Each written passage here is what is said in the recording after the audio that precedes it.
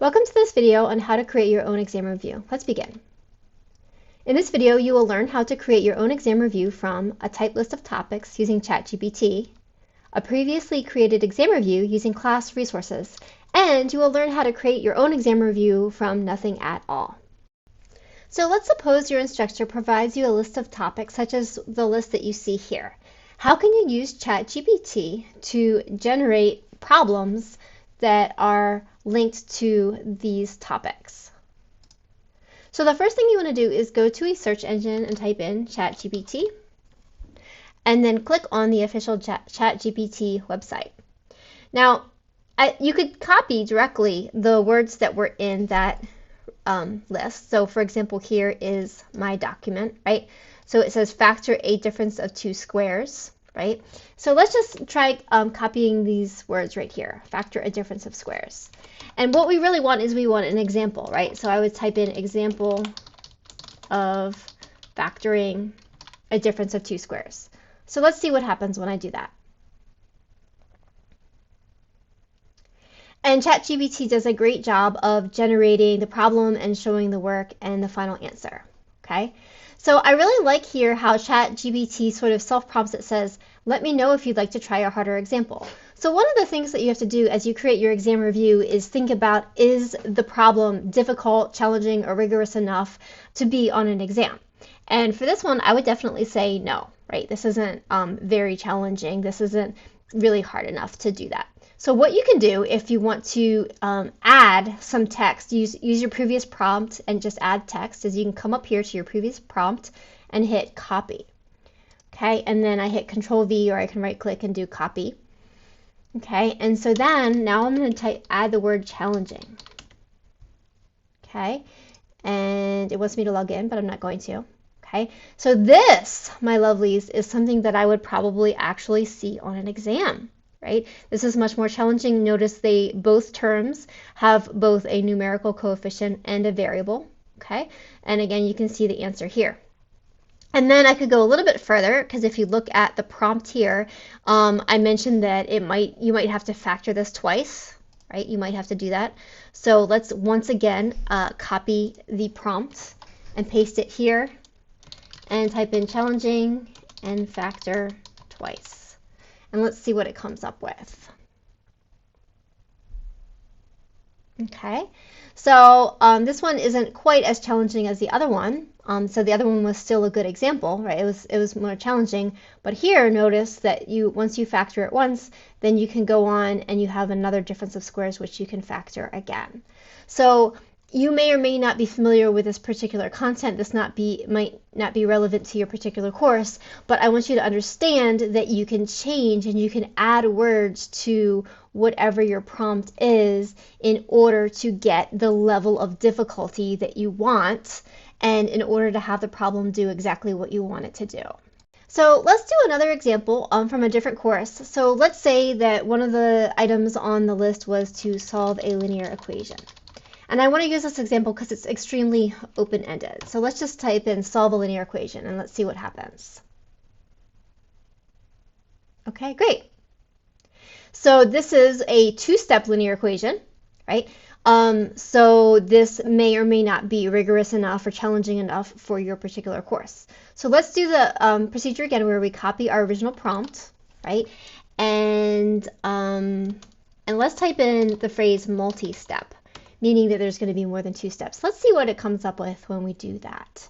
Ooh, I like this, okay? So now it has us applying the distributive property, right? So this, you can see this is getting a little bit more challenging. So let's do this again, and this time instead of typing multi-step, let's just type in challenging, and let's see what it comes up with, what it thinks is challenging. Okay, so it says, sure, here's a challenging linear equation that involves distribution, variables on both sides, combining like terms, and negative signs. So notice that this problem is even more complicated than when I asked it for a multi-step equation. So that's pretty nice, right? So let's do one more with the linear equation. What we can do is this time I'm going to type in fractions. So it gives me fractional coefficients. Let's just see what happens when we do that. Okay, nice. Okay, so now we have fractional coefficients. Okay, so, and it is generating the answer, which again is 7/4. Okay, and let's just do one more. I know I said this was going to be the last one. I'm just curious. Let's see if I type in challenging, if it will give me an even, did it work? Yeah, okay. So this time, right, it still gave me fractions and it gave me an even more challenging problem than the previous problem. So I just wanted to teach you and help you understand that you can type the original prompt and you can modify and append it to obtain a problem that is an appropriate level of difficulty for your course. So now let's suppose your instructor gives you an exam review and asks you, or you decide you want to create a second exam review for yourself using the original exam review as a template, but you want to use existing course resources. So not ChatGPT, but you want to pull examples from existing course resources as a source of your problems. Okay, so as you do this, let's think about, well, what course resources do we have to choose from? Well, in my course, you're going to have written homework with detailed solutions that are posted online. You're going to have online homework, and the online homework also provides you with answers or solutions that you can check. You should have some quizzes. Again, the detailed solutions are also posted online. And you have classwork. Again, solutions are posted online. And you should have guided notes. You can also use the videos from which the guided notes are pulled. And maybe you can think of even other resources beyond these. These are the ones that I could think of. So I'm now in Brightspace, and this of course is not your course. This is an old course that I'm going through, but I just want to remind you how to access different materials.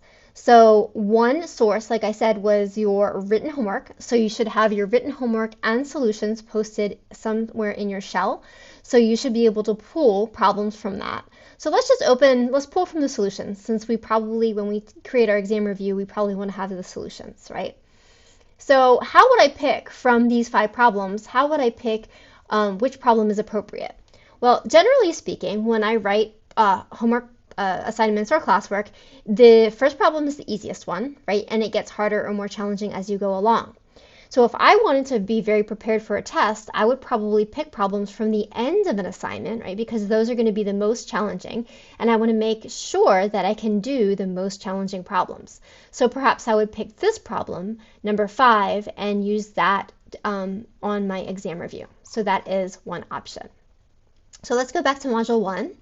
Okay, so back in Module 1, we can see that in addition to our written homework and solutions, we also have up here guided notes. Now, if I open this document, it's going to be blank, but hopefully in your notes, you have completed guided notes. And if you don't, you can always go back and watch the videos.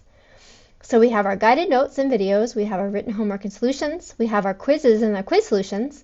So again, with the quizzes and quiz solutions, you can just open them up and you can see the detailed work. Again, if I was picking one of these problems to be represented on an exam or to be on my exam review, I would probably pick the most challenging one because, again, the last one rather, because the last one is usually the most challenging. Okay, then we also have our classwork and classwork solutions. And those should be very similar to what you saw in your written homework. And again, if you want to just pick one of these to be represented on your exam review, I would pick the one that looks the most challenging to you, or if that's hard for you to decide, pick one of the later ones in the set of examples. Okay. So the last thing is your online homework, and I've already clicked on an online homework assignment. This is actually from a statistics course. So remember in Hawks you have your Learn, your Practice, and your Certify. So if you're using Hawks, if that's the software that you're using in your course, then I would do either Practice or Certify. So the nice thing about Practice, let's hit continue here. If all your only goal is to not work the problem in real time, but rather to just extract the problem and put it into an exam review that you're creating for yourself, you can hit the tutor button and it says hint, and then it says learn, and then it says solution. So you could literally just transcribe this and copy it down, or writing it by hand, or copy it and pasting it into Word document, however you're creating your exam review. So that's probably what I would do. You can also use the certified part. It's up to you. So far, we've seen how a person might generate an exam review from a list of topics using ChatGPT, and we've seen how a person might generate a new exam review using a previously created exam review that was provided by the instructor, and finding new problems using existing class resources. But what if you have this situation where your instructor gives you absolutely nothing to go on? What are you going to do? How are you going to proceed? So if your instructor gives you absolutely nothing and you're trying to create your own exam review, the first thing to ask yourself is, well, what resources do you have at your disposal? So most courses have at least these following 3 resources. Most courses offer a textbook. Most courses you are able to take notes from class, and that's not always the case because you could be taking an online asynchronous course. So that's why I said most, not all. And then the third thing is most courses, if not all, offer a syllabus. So let's start looking at the textbook. How could you use the textbook to create an exam review? Well, what you can do is obviously you can read and take notes, and you can use those notes to generate a review. You can create an outline from the textbook as you organize or as you read through the problems or the text.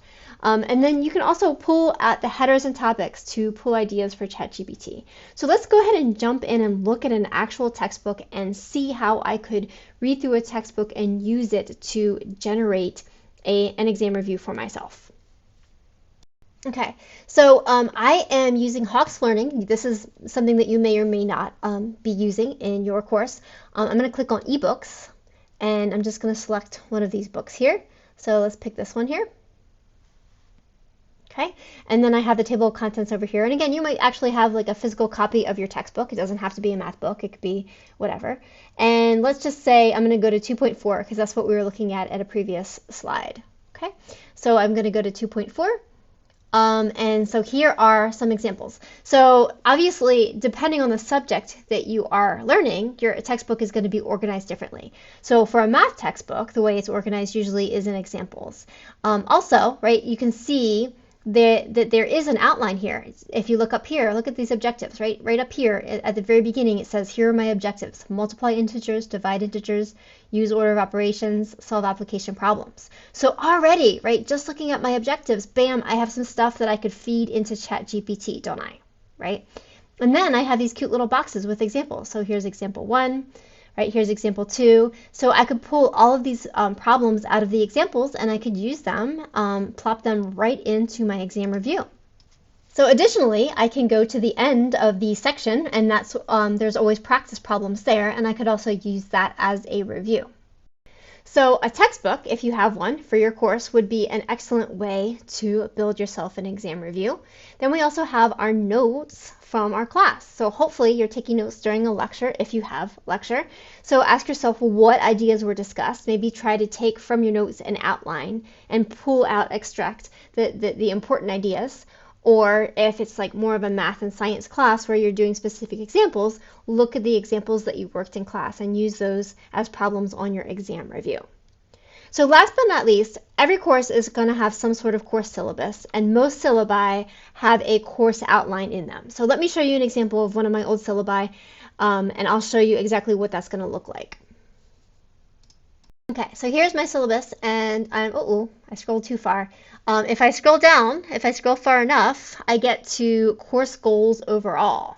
Okay, and so as you can see right here, there are some very specific goals. So it says solve linear equations in one variable, solve linear inequalities in one variable. Now these may or may not be in chronological order that you are covering them, but they very clearly and explicitly state what your objectives are, and they're all things that you could absolutely type into ChatGPT, right? Calculate the slope of a line, interpret the slope of a line. All of these things I can plug into ChatGPT, and I can compare the results of ChatGPT with the examples from my notes and make sure that they match up. So in conclusion, having watched this video, I really hope that you feel comfortable generating an exam review of your own making, either using ChatGPT or using class resources that already exist and modeling it off a previously made exam review, or again, if you have nothing at all, using those basic resources that most courses have, which are your notes from class, your textbook, and your syllabus.